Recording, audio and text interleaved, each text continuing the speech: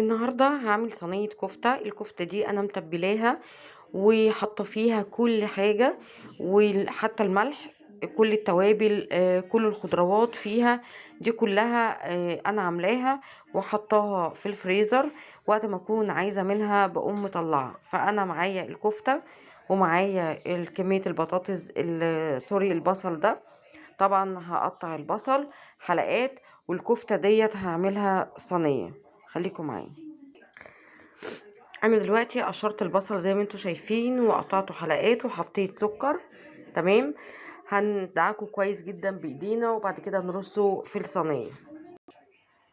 انا دلوقتي حطيت البصل اهو في صينيه ودعكته كويس قوي بالسكر، وهنحط شويه زيت وهندعكه برضو، وبعد كده هنحط بيضايه على الكفته. ده البيضايه حطيت معلقه كمون صغيره او نص معلقه زي ما انتوا حابين. معلقه فلفل اسود، بس مش المعلقه بتاعت الشاي، في معالق اصغر من معلقه الشاي انا بحطها في التوابل دي، ممكن تستخدميها. لو ما عندكيش يبقى المعلقه الصغيره بتاعت الشاي، يبقى نص معلقه كمون ونصها فلفل اسود. واضربيه كويس قوي، وبعد كده هنحطه على الكفته زي ما انتوا شايفين كده. طبعا هلبس جوانتي ونقعد ندعك في الكفته. تمام. الكمون والفلفل يا جماعة مش كتير، الكمون والفلفل علشان خاطر الزفارة بتاعة البيض. هندعك دلوقتي الكفتة.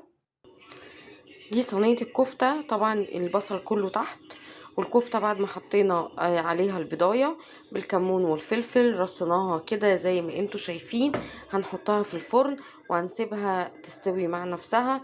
طبعا البصل ما حطيناش عليه ملح، حطينا عليه سكر بس عشان يكرمل في الفرن مع الكفتة، بيبقى طعمه حلو قوي. وبعد ما بتستوي الكفتة بتقطعيها خرط وبتطلعيها بالبصل مع شوية مكرونة او رز بسلطة وبطاطس محمرة، وبألف هنا والشفا. يا رب يكون الأكل عجبتكم. وعلى فكرة كفتة سهلة جدا وحاجة سريعة. وطبعا يعني الواحد بصراحة زهق من الخضار وزهق من الأكل، فقلت اعمل لهم صينيه كفته النهارده بالطريقه دي. حلوه قوي، وانا بحب البصل في كل الاكل، بالذات لما البصل بيبقى متقطع شرايح كده، بيبقى حلو جدا، بيبقى طعمه حلو.